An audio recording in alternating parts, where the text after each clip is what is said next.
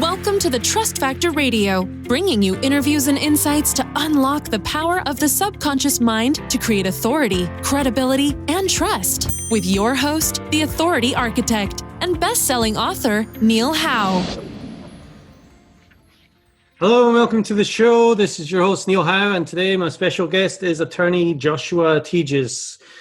Joshua received his undergraduate degree from Pensacola Christian College and his law degree from Florida Coastal School of Law. He's a member of the Orange County Bar Association and the Central Florida Bankruptcy Bar Association. And Mr. Tejes is the managing partner of Tejes Law, PLLC, debt defense law firm based out of Orlando, Florida. Tejes Law, PLLC handles bankruptcies, debt defense, student loan management, and foreclosure defense. Joshua, welcome to the show. Yes, thanks for having me. Well, there's a lot to talk about in the current climate, and we will get to that in a minute. But I know bankruptcy is going to be one of the things that people are going to need a lot of help with. But give us a little brief 30-second background on yourself, how you got started in bankruptcy law in Florida there. Yeah, like a lot of law school grads, when I got out of law school, I'd pretty much take any job I could get. But I graduated in 2008 when the economy was falling apart because of the housing crisis. And I got a job as a bankruptcy, and I really enjoyed it. Unlike some other types of law, like family law or stuff where it's very contentious, bankruptcy law, you're just trying to solve a problem and help people get a fresh start and see a light at the end of the tunnel. Well, that's definitely a needed service, at any time, not to mention, the current crisis that we're going through right now. It's going to be needed even more in the years ahead. And like you said, you're there to solve a problem. People have these problems all the time, and you do a very valuable service. So we really appreciate that. But there's going to be lots of questions that people have about, how to handle their life, how to deal with these financial problems that they might be having, now right away with the unemployment. I'm sure they're racking up credit card debts and everything else. And then, in the months to come, are there going to be businesses closing, or, jobs still going to be available? So, what do you see right now in the present time being the initial problem that individuals, first of all, might be having? Right now, individuals are losing their jobs. Just this week, I've started to get a lot of calls from current clients, and then also in consults, I'm seeing it as well. But a lot of current clients are calling me saying, Josh, I was just laid off, or I was a waiter and I have no more hours anymore, or I got a pay cut. My pay's been slashed by 20 or 50% or whatever it is. So a lot of people are just coming to me and saying their cash flow is gone. What they have been living off of responsibly for years it's not there. And that I think people are going to start getting behind on their bills. Yeah, and that's a large portion of the American economy. I think this figure that I saw the other day, and I don't know if it's accurate or not, but I'll throw it out there. It's about 40% of Americans don't have, $400 in savings to really secure them for any length of time. So I know a large portion of the population will be hurting right now. That unemployment has been forced upon them, and they really have nowhere to turn. Right. And then you're also seeing stores are selling out of things. I suspect that a lot of people are buying things on credit cards, hoping that things get better. And I think it's just a big problem that's just starting for people all at the same time. They're using their credit cards, they're losing their income. And I think the next 3 to 6 months, people are going to need bankruptcies, unfortunately. Yeah, and that's, just the way things are going. Hopefully, if what the president says, that we'll try and get the economy back up and started by Easter, that would be nice. That would be real nice.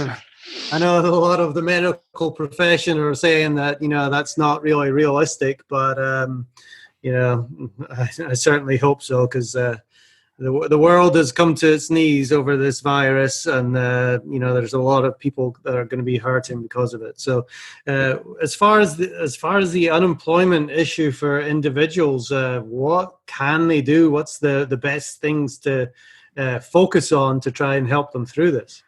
Well, right now they just need to take care of the essentials. Go buy food, take care of your utilities. If you have the cash, pay your rent or your mortgage, and especially if you're renting, pay the rent. And just you got to take care of today first. Then later on, after people get their incomes back and they're able to live off the cash they have coming in, then it's time to deal with the creditors.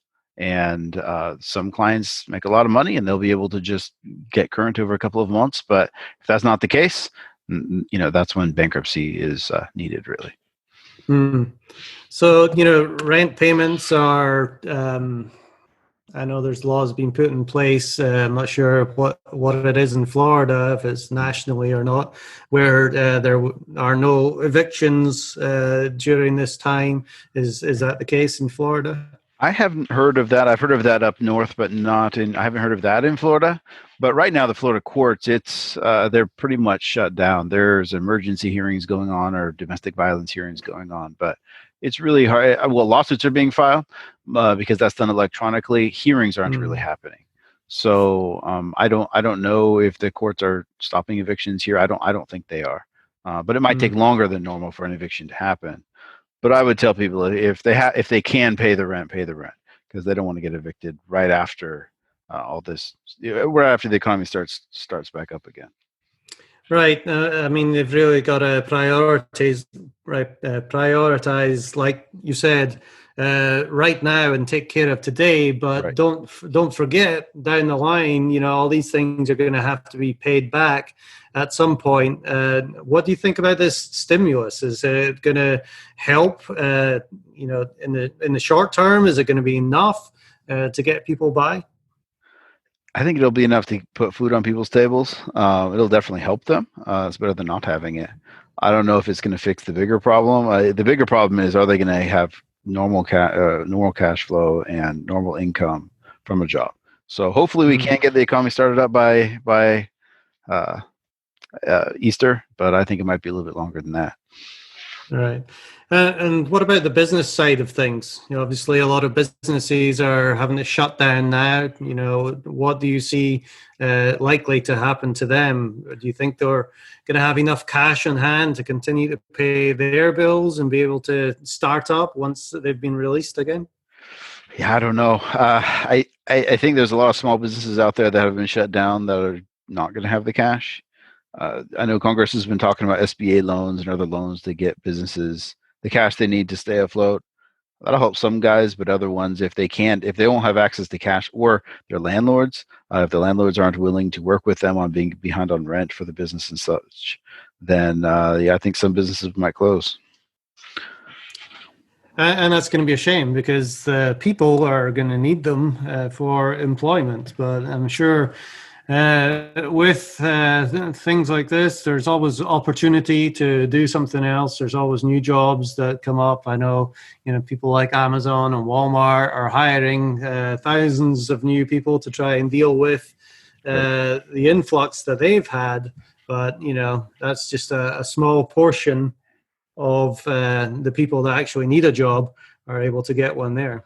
Right, and the real shame is that a lot of these businesses, the owners did nothing wrong. They weren't even irresponsible with their business. They were just shut down because of a virus that they didn't see coming, or even if they had seen it, it wouldn't have affected anything. It was still coming, and that's the real shame in this, I think. Yep, there's going to be a massive fallout for definitely months and possibly even years to come. So let's talk about the bankruptcy. What kind of options do individuals have? First of all, with all bankruptcies, there's two types of bankruptcy. You've got liquidation, which would be a Chapter 7 bankruptcy, and then there's three other chapters a person can file: Chapter 11, 12, or 13. All of those are reorganization chapters where they're trying to usually it's trying to save a house or a car or something like that through a forced payment plan on the creditors. Well, I'm pretty familiar with Well, let's go over them individually Yeah. then, because, I know a little bit about 7, 11, and 13 and don't know much about 12, but start with 7 because I think 7 is probably the most common one, is it? Yep, 7's what people think of when they think bankruptcy. The filer is going to the court and just essentially telling the judge, I can't pay the bills anymore. It's great if a person has a lot of credit card bills or not too many secure, or I should say, not any secure debts like houses and cars that they're behind on, because it gives them a fresh start. They file 3 or 4 months later, judge wipes out their debts. The trade-off is that they have to work out a payment plan with the trustee who they allow to be appointed, because that guy can sell their stuff. So if they've got a lot of equity in a house or well, in Florida, not so much a house, but cars or other things, then they might have to do a buyback or they might lose something, but they get all their debts wiped out, which is a huge benefit. That's what people typically think of when they think bankruptcy. No, being able to save your house and save your car are probably the two most important things to people. Is that, a common question that people ask? Yeah, that's what people in Chapter 7s, they want to make sure they're not going to lose it. Usually, if I'm talking to a person who's going to go into a 7, they're usually current on their house and the car, and they just want to make sure it's not going to be taken from them. If people are current on their house, I don't know if I've ever had a client lose their house through Chapter 7.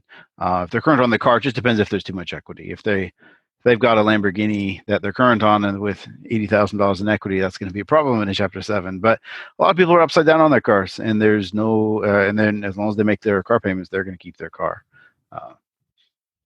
Yeah. So with, obviously if somebody's going to file bankruptcy, they're going to have problems paying their car payment as well as their house payment. If they do get behind on those, and the foreclosure process is happening, is the bankruptcy able to stop that?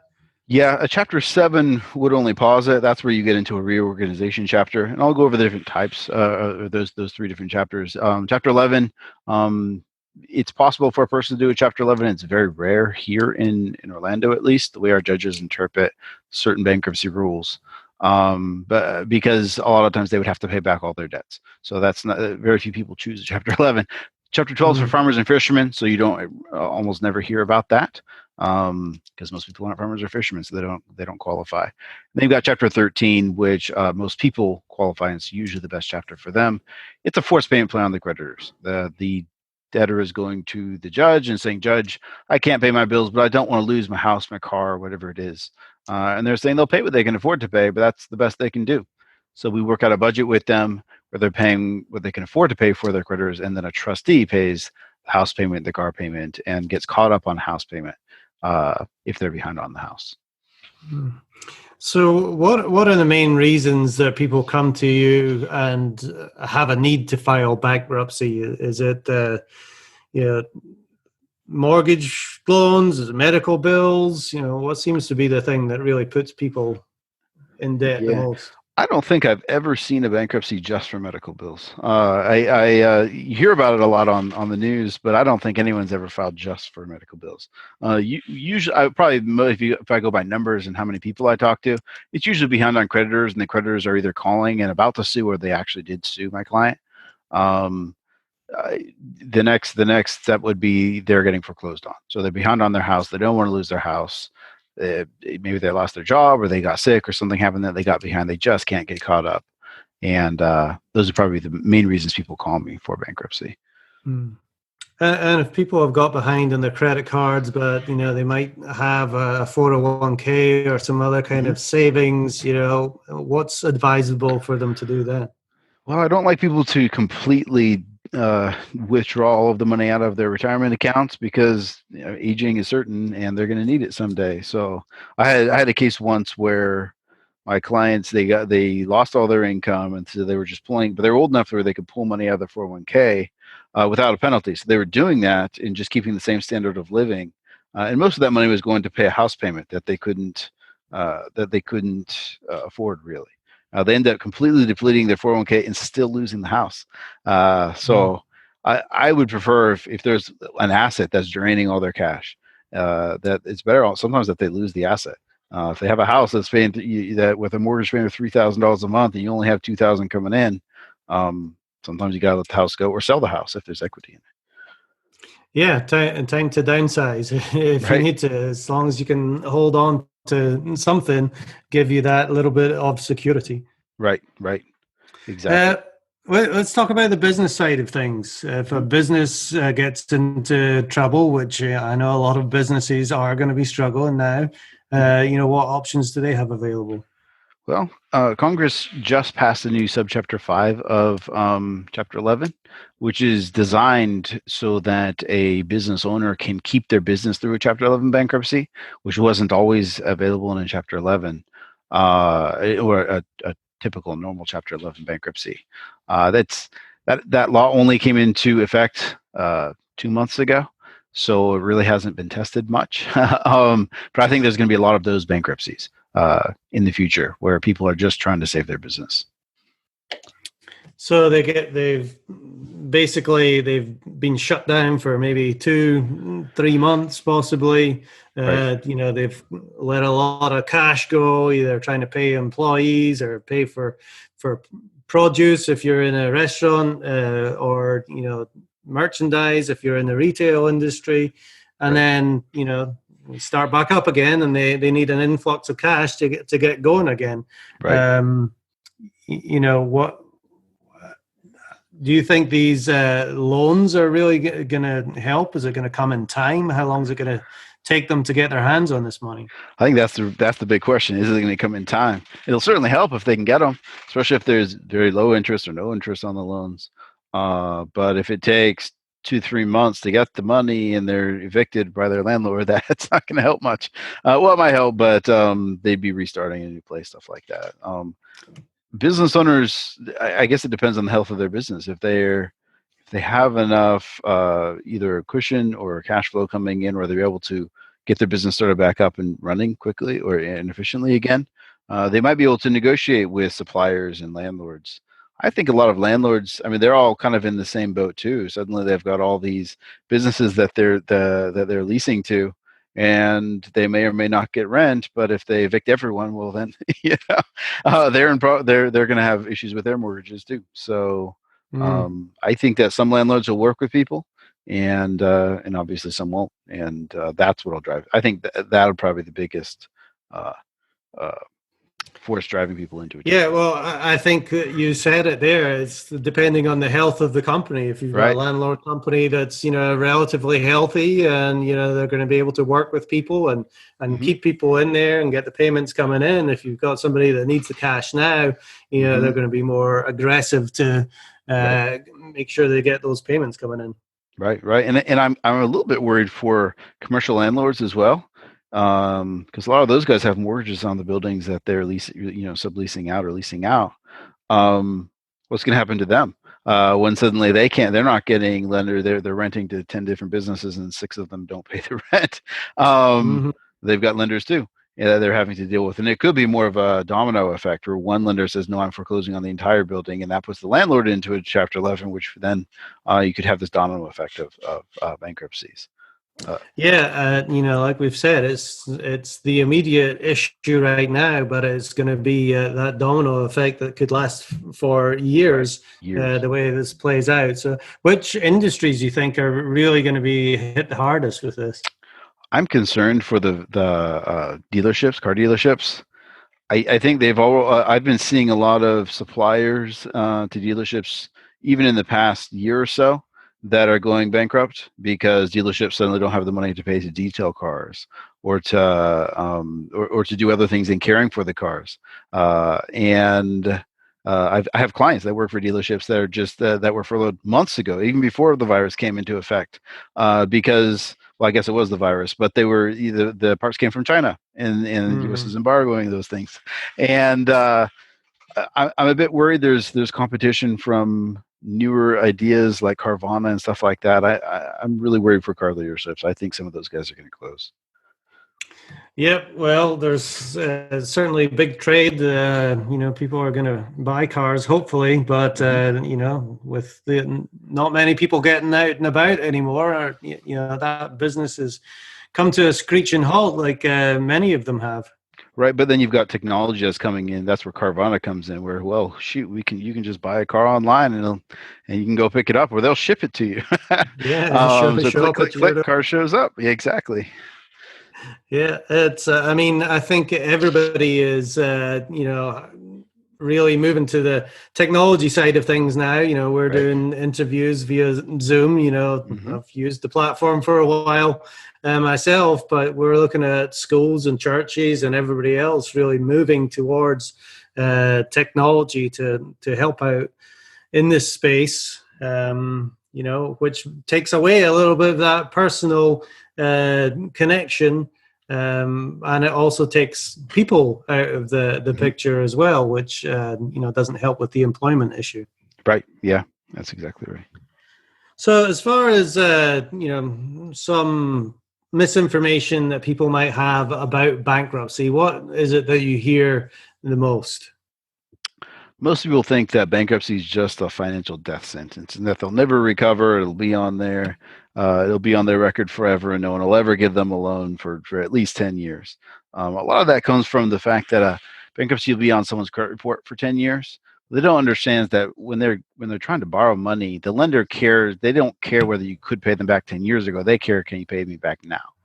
And I found that it really only takes 1 to 3 years to recover from a bankruptcy. I've had clients buy houses at 2 to 3 years after a bankruptcy. They can buy cars like 2 months after bankruptcy. So the credit seems to be a big issue, but explain to me what a bankruptcy does that might actually help your credit. Yeah, so while the bankruptcy itself is has a negative impact on the credit score, it also makes all of the creditors who used to be reporting late every month start reporting just closed, discharged, in bankruptcy. So where they were used to be dinged 50 to 100 times a month just because of every single trade line, suddenly they're not getting hurt anymore. Hopefully after the bankruptcy they might have a house payment or a car payment that's still reporting, and hopefully those report current, and if it only takes a year or two to recover. Hmm. And what best practices are there? Obviously a lot of people will have credit card debt. They get into trouble because they've spent more than they can afford to pay back. And I know if you do file bankruptcy, you get hit by these credit card companies again almost right away. Right. What's your advice to people that have just gone through a bankruptcy? If they've just gone through a bankruptcy, they might not be able to refile for several years. So hopefully they don't have too much debt. If they do and they can't file bankruptcy right away, it's best to just use the credit cards as little as you can. But going back to your question earlier, you got to eat today. You got to pay the light bill and the rent. So pay the expenses you have to pay. Get through this, and then stay current as best you can on the credit cards until you are able to file. If your income's not able to jump back up. Hmm. Now, as far as raising your credit, I know having lines of credit open will, help your credit score. Do you advise people to go out and get that kind of trade line again, or are you more in the Dave Ramsey camp and cut the credit cards and never use them? I tell my clients to go get a credit card even right after bankruptcy. I think, and I even tell them pay a little bit of interest. So get a credit card for $1,000, put $100 on it, and pay $10 a month or whatever the minimum payment is, and hold that small balance for a little while, because that's what helps get their credit score back up. So if they need a new car or hopefully not a new house, but if they want to buy a house in a couple of years, that's what'll get their credit score up to the point where they can buy a car and a house with decent interest rates. Joshua, bankruptcy gives people a fresh start, and sometimes people don't actually seek out a bankruptcy attorney until it's not necessarily too late, but later than it could have been. What are some of the things that might hold people back from taking action? Well, a lot of people, well, in fact, probably most of my clients, they want to pay back their creditors, and they just always hope that they're going to get that raise or the bonus or the whatever it is to get out of debt. And it can work sometimes, but I think that's probably the biggest. Just their character is probably the biggest reason I don't get calls sooner, which that's fine. It's good for people to be able to pay their debt. If no one paid their debts, we wouldn't have an economy. But it is possible where it's just mathematically impossible to pay the debts. And once that happens, and they start getting sued, then usually that's when I get my calls. Yeah, there's a lot of stress that goes on during that time with all the calls. People don't want to answer their phones because they don't know who it is, or they do know who it is, and they don't want to answer their phones. But explain to me, there's obviously, you've done this a lot. There must be some clients, some stories that really stand out to you that where, they've come to you for help. You've helped them out through bankruptcy. Just, what kind of difference did it make to them, to their family, to their business? Oh, I've had a lot of clients who go to court and they're meeting at court and they walk out. You can just see the stress fall away from them when they realize that they still have a waiting period, but there's no foreseeable problems. And then if they just wait it out, that they're going to be okay. In Chapter 13s, it's really neat when I can help someone save their house. Our court here in the Middle District of Florida in Orlando, they started a program where people could get modifications on their houses. This is during the housing crisis years ago. And while that program is still alive and well today, it was kind of cutting edge at the time. And I had one lady, she was, her husband had just died. She and her husband hired me, then he passed away before we filed the case. So she went from losing her husband, and now she's a widow. And then that cut her income as well. And we were able to get her a modification. And that's probably one of the cases that just stands out in my mind where this stuff really helps people. And she was able to save her house and keep her house because we were able to get that modification through Chapter 13. Yeah, it's such an emotional thing as well. There's so much stress that finances put on, a marriage is one of the leading causes of a divorce. So, right. Being able to lift that from people has got to, of course, make them feel good, but make you feel good as well for being in a position to help them. It's one reason I like doing bankruptcy law. I feel like I actually help my clients, and they get benefit at the end of the day. Well, that's great stuff. And I know a lot of people have many, many questions. Each case is unique. Each case is different. If people want to reach out to you, Joshua, for help, what is the best way for them to do that? Yeah, the best, they can call my office on the phone or they can email me. And what is the number there for them to call and email? Yeah. My office phone number is 407-734-5166. And if anyone wants to email me, they can just email me at josh@tejeslaw.com. All right. Well, Josh Tejes, thank you very much for answering some of these questions that might be on people's mind. And again, if you need extra help, do you offer a free consultation, Josh, if people have questions? Absolutely. If people have questions, we offer a free consult and where we can go over their options and kind of show them that there is a light at the end of the tunnel. All right. Well, that is tejeslaw.com. Joshua Tejes from Orlando, Florida. Thank you very much for being my guest on Trust Factor Radio today. Thank you. And to our listening audience, if you like what you hear, hit that like button and share, and we will see you next time on the show.